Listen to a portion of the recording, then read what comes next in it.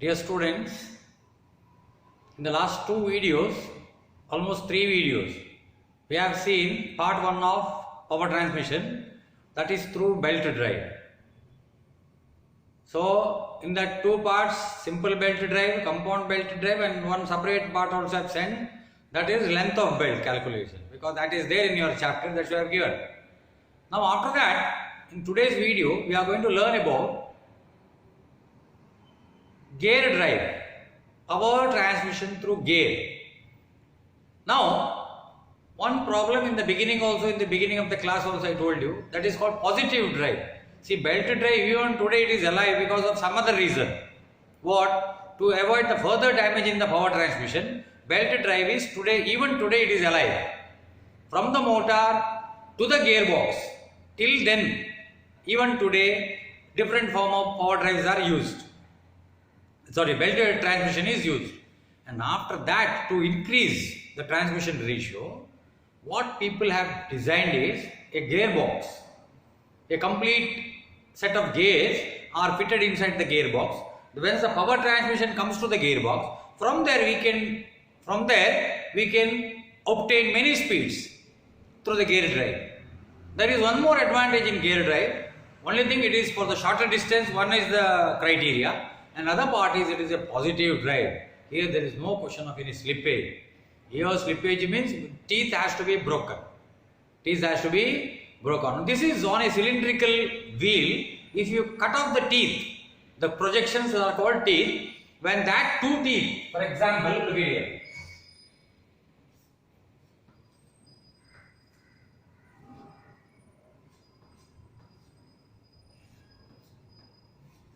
See, those projections on the cylindrical wheel. Now this part is removed. That is why we call it as gear hopping, gear cutting, not gear teeth production. It is cutting of extra material from the flywheel, then the projection will remain. Now that is called as gear teeth. Now gear teeth hopping, after hopping the gear teeth, in the simultaneous gear which is meshing with that, even that, this one part very clearly you have to learn in trade theory. See, there are a lot of gears, lot of different types of gears will be there. But only thing is, when each two gears which you want to mesh together, its circular pitch should be same. Circular pitch and the module should be same. Then only it will mesh. Otherwise it won't mesh. This part should be very clear. Now circular pitch means what? That is, now this is the distance. That is called circular pitch. From one teeth to the adjacent teeth, the distance between one teeth to the adjacent teeth is called as circular pitch. Now that if it is same, then only it will mesh together. Otherwise it won't mesh. So that once it comes in contact with the two gear, now drive is always positive. There is no question of any slippage. But to avoid lot of things, one is getting locked, and to reduce the contact area, certain things have been, see, for example, one teeth profile if I show, see, it is somewhat radius. Now, the mating gear,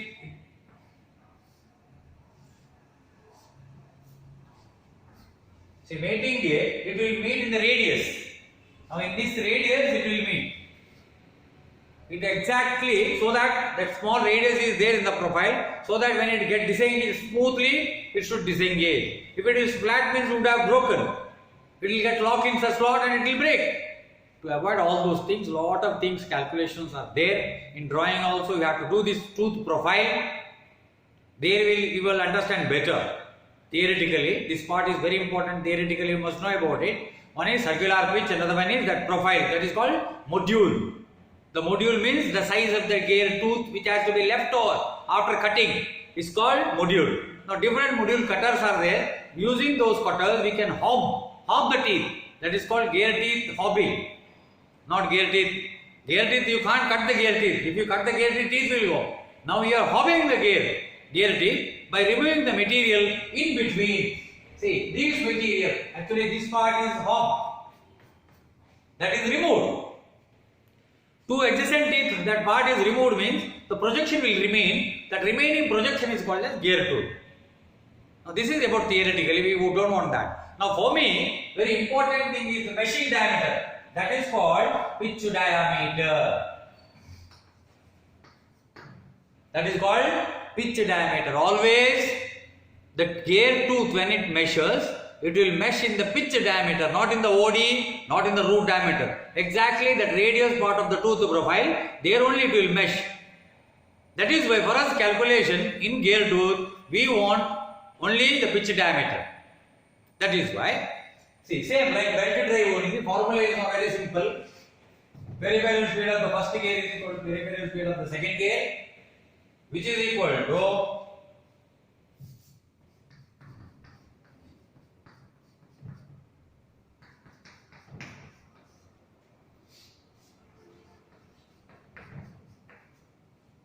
pi let it cancel.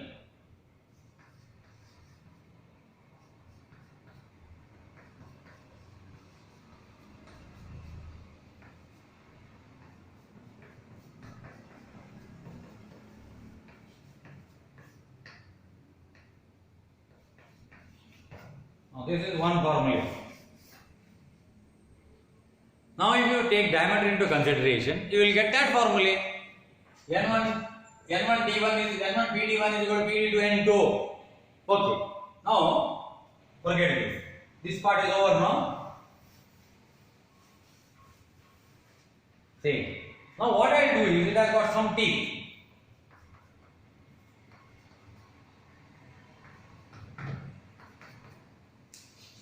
It has got some teeth. On the gear means it has to be, there should be teeth. Now teeth is represented by a alphabet called Z.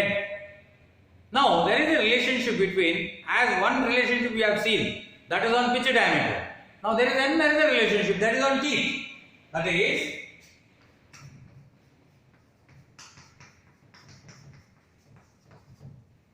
pi let it cancel.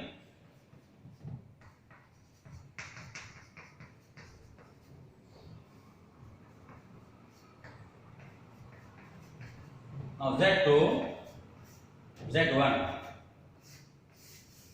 or you can use this one. N1 Z1 is equal to N2 Z2. There it should be very clear for you people. What? N1 PD1 Z1. What? Speed of driver. Now pitch diameter of driver, teeth on driver.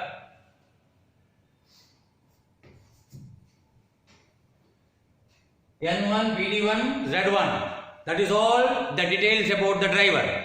So PD2, N2, Z2, it will be on the driven, the following case. Now, one problem will arise. See, direction is reverse. In two gears, direction, if you want the same direction, as in the case of belt drive we have seen,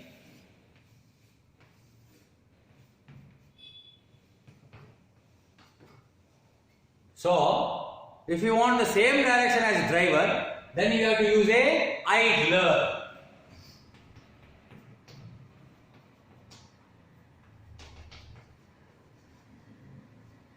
Which is called as idler gear. Actually, its purpose is only to bridge the gap. Even it is a simple train only, it's not compound train. It is only used to bridge the gap. It is not going to change the ratio. Keep it in mind, the ratio is there no I. I is equal to, that never changes.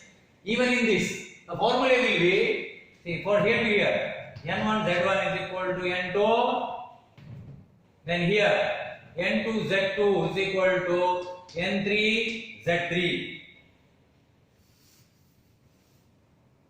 Now what happens? Look at here. N1 by N2 into N2 by Z2, N2 by N3 is equal to, here what happened? Z2 by Z1 into Z3 by Z2. Am I right? Now what happens? Look at here. N2 gets cancelled. Z2 gets cancelled. What happens? N1 by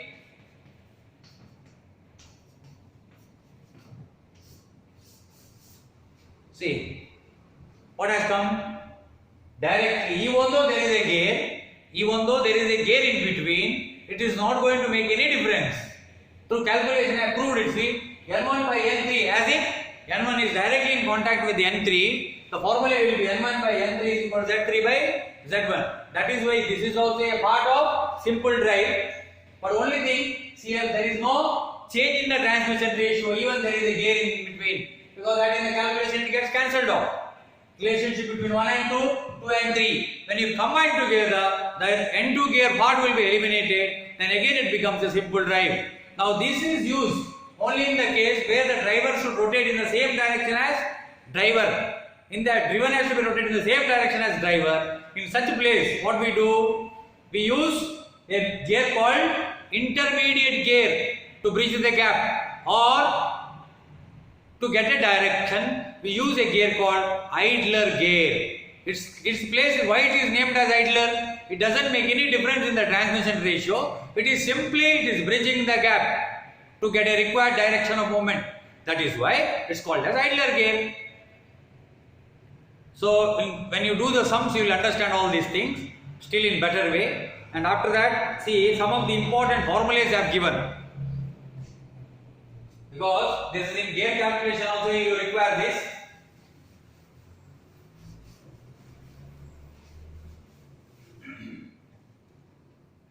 What is that? Pitch diameter. Pitch diameter is equal to Z into module. Module is equal to Cp by pi. So Cp, circular pitch, is equal to what? Pi into module. Amele. OD is equal to Z plus M into, Z plus 2, and A, center distance, A is equal to PD1 plus PD2 by 2. Now,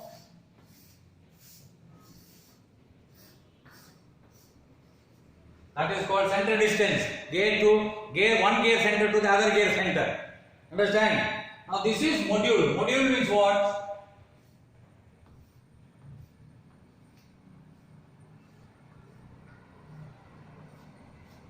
The part which is eliminated.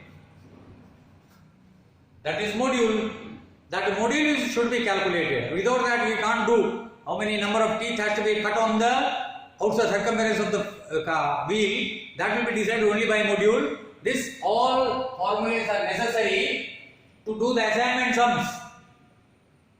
See, assignment sums are there. In this all formulas will be used.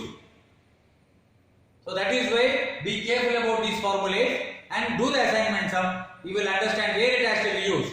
Still, if you don't find that properly, if any difficulty arises, please ask me the doubt. I am there to solve it. So that is why don't hesitate to ask any doubt. So then and there, when the video comes, see, I'll give a 1 or 2 days gap in between, so that you write the notes and also you finish off all these assignment sums. Is it clear? Once if you do this within 2 days, I will send one more video on the multiple gear drive. That's called compound gear drive. In belted drive we have seen simple belted drive, compound belt drive. In the same way in gear drive, simple belted drive, then coming chapter is multiple belt drive or multiple gear drive, which is called as compound gear drive. So in that I will upload a video. So before that you finish up all the assignment sums here, and then we will go to the other one. Thank you very much.